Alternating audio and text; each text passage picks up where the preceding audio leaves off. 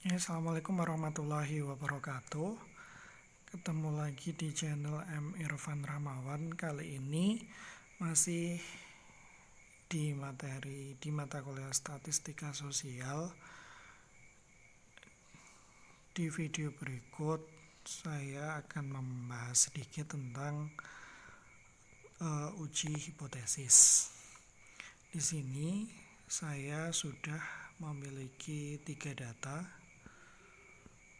Yang pertama adalah one sample t-test, kemudian uji 2 sampel atau yang independent sample t-test, dan juga sampel T berpasangan yang paired sample t-test. Nah, kita menuju ke soalnya terlebih dahulu.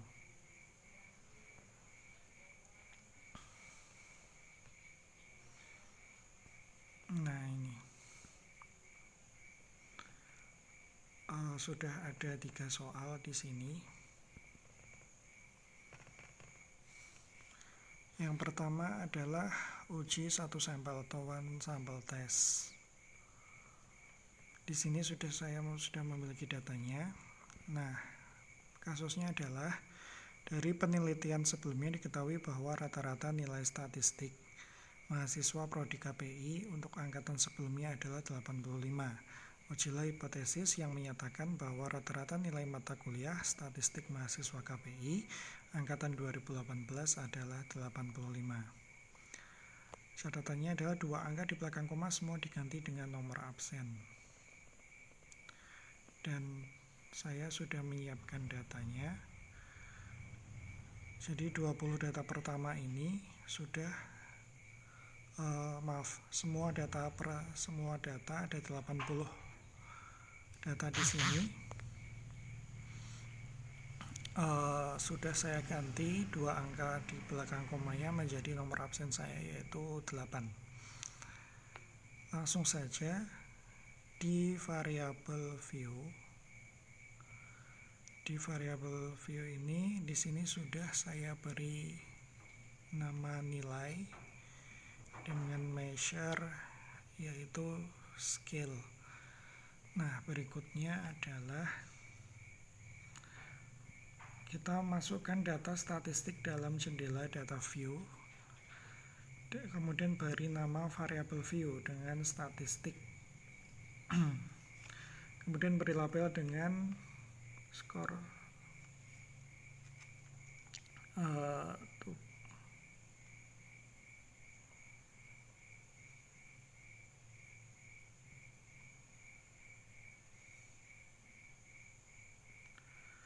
kemudian kita akan beri skor atau nilai lah di situ. Langkahnya adalah kita klik analyze, kemudian kita klik compare means, kemudian one sample t-test. Nah, kemudian statistik ini kita letakkan di test variabel ini, kemudian kita oke. Nah, untuk outputnya akan keluar seperti ini.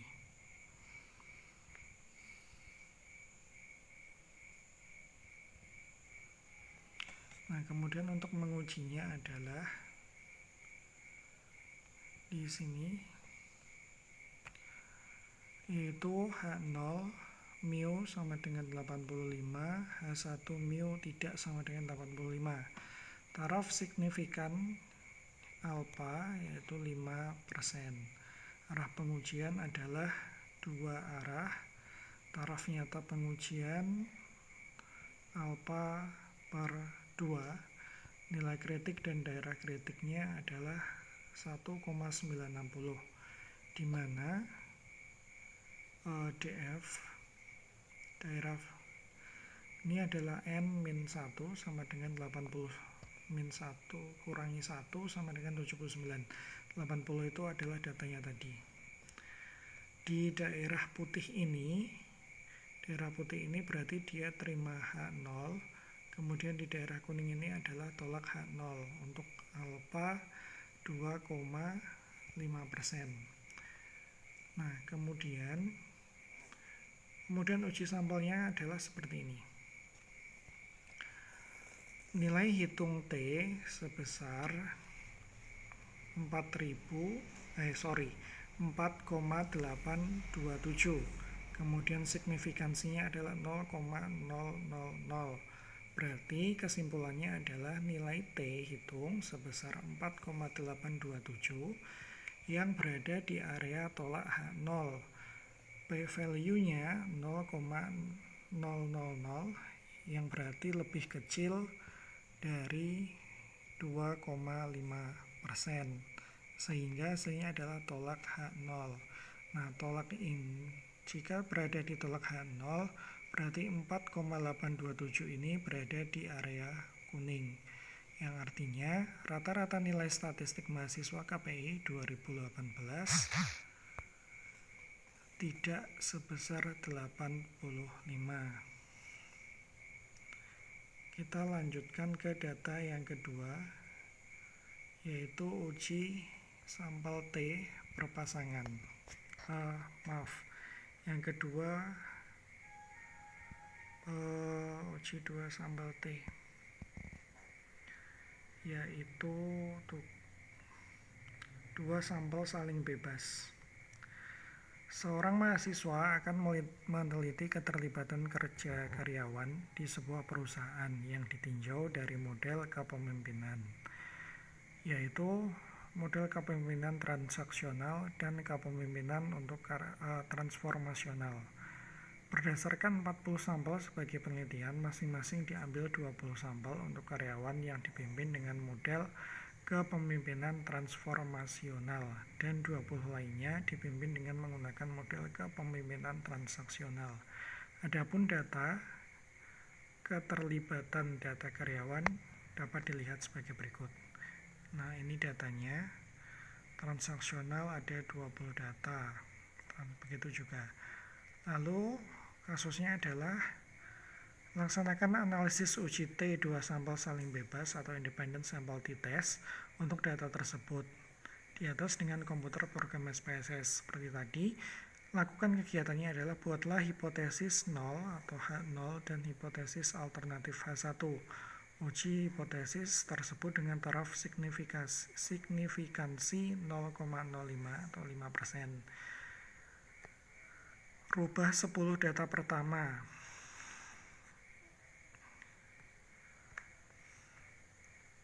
Ini yang ini tadi.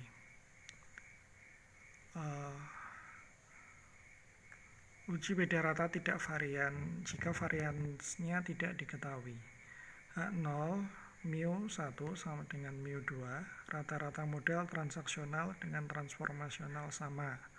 H1-nya mu 1 tidak sama dengan mu 2. Rata-rata metode transaksional dan dengan transformasional tidak sama. Taraf signifikansinya yaitu alfa sama dengan 5%. Taraf nyata pengujiannya adalah alfa per 2. Nilai kritik dan daerah kritiknya adalah 1,960, di mana df-nya sama dengan N1 ditambah N2 dikurangi 2. Jadi 20 data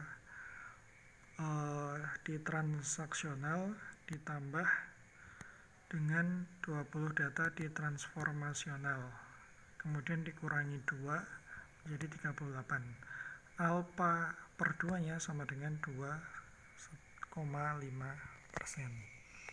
Seperti tadi, jika dia di area putih,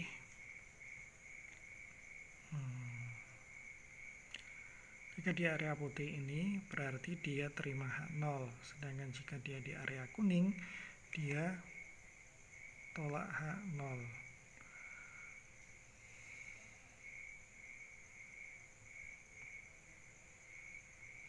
Nah, di variabel view sudah saya tuliskan nilai untuk variabel pertama, nilai untuk variabel kedua yaitu model kepemimpinan.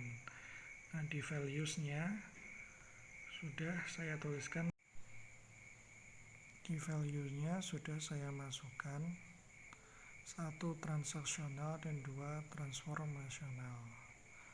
Dan oke. Kemudian kita masuk ke menu analyze.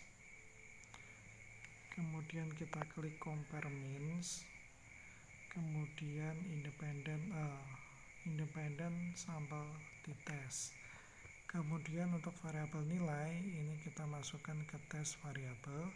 Kemudian untuk variabel model kemungkinan kita masukkan ke grouping variabel. Kemudian define group di 1 kita masukkan 1, 2 kita masukkan 2. Kemudian kita continue. Oke. Nah, nanti outputnya kurang lebih adalah seperti ini.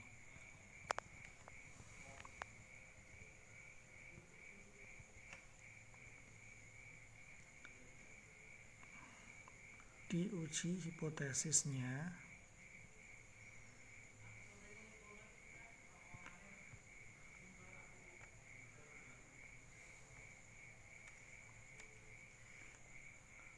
Analisis uji T, 2 sampel saling bebas, independent sample t-test.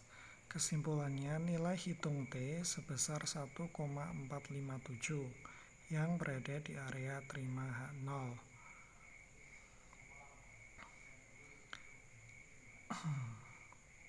P-value-nya 0,154, lebih besar dari 2,5%, jadi sehingga adalah terima A0. Kemudian kita masuk ke data berikutnya, yaitu analisis uji T sampel berpasangan atau paired test.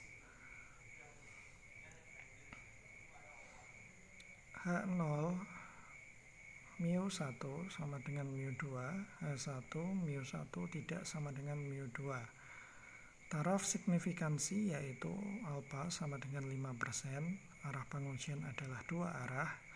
Taraf nyata pengujian alfa per 2, nilai titik daerah kritiknya adalah 1,960, di mana df sama dengan n kurangi 1 sama dengan 40 min 1 sama dengan 39. Nah, kasusnya seperti apa? Ini adalah seperti ini. Sebuah perusahaan yang bergerak di bidang marketing ingin meningkatkan kinerja karyawannya dalam hal menjual produk. Untuk itu, perusahaan tersebut memberikan training kepada karyawannya. Apabila training tersebut efektif atau tidak, terdapat kemampuan menjual barang.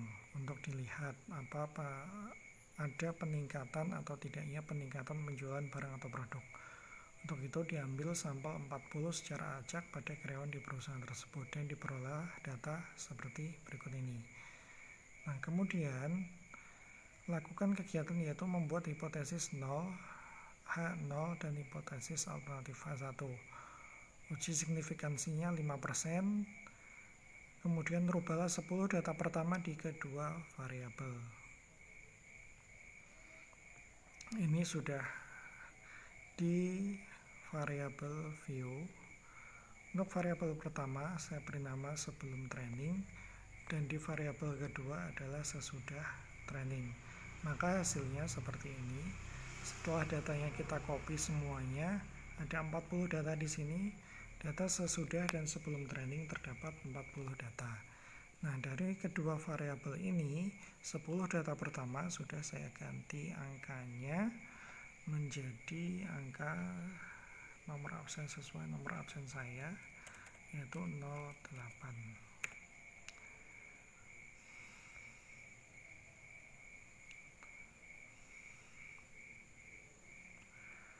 Nah, langkahnya seperti tadi, kita klik analyze,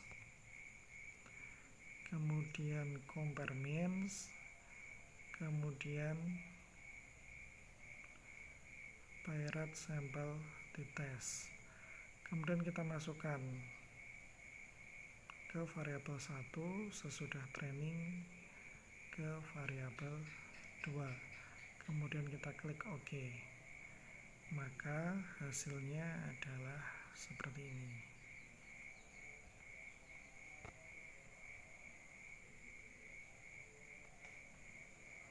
ujinya.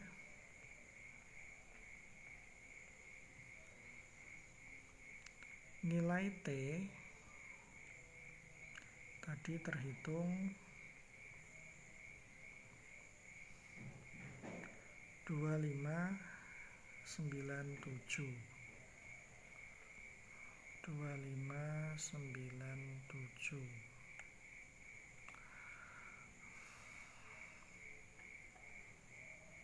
Kita ganti dulu data ini.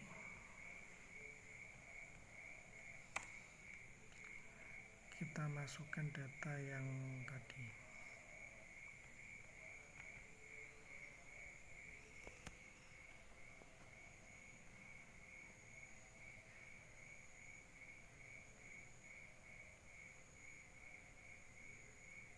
Nah, ini data kita tadi. Kita masukkan datanya, kita potong dulu.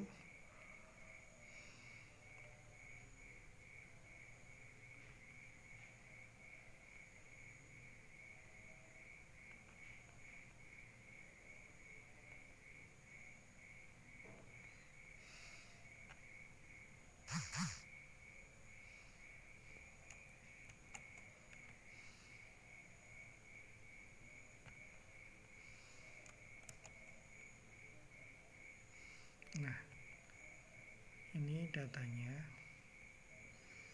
Jadi nilai T hitung adalah 2597.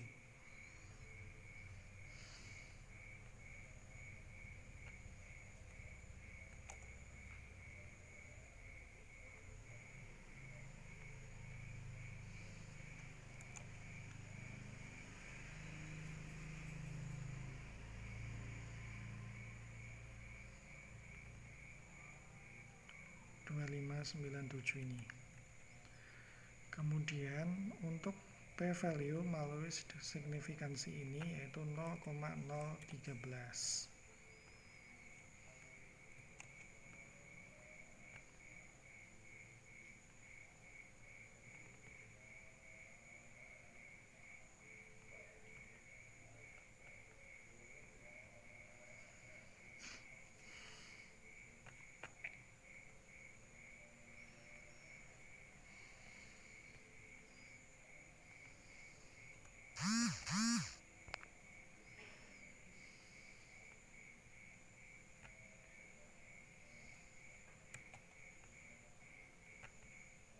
Nah, seperti ini tadi datanya. Nilai T hitungnya adalah 2,597. Signifikansinya atau p-value-nya adalah 0,013. Berarti dia lebih kecil dari 0,025, berarti dia berada di area tolak 0. Nah, berarti posisinya dia berada di kuning. Ini tadi adalah 2,597. Oke, terima kasih. Mungkin itu saja dari saya. Masih tahap belajar dan semoga bisa membantu. Kurang lebihnya mohon maaf. Wassalamualaikum warahmatullahi wabarakatuh.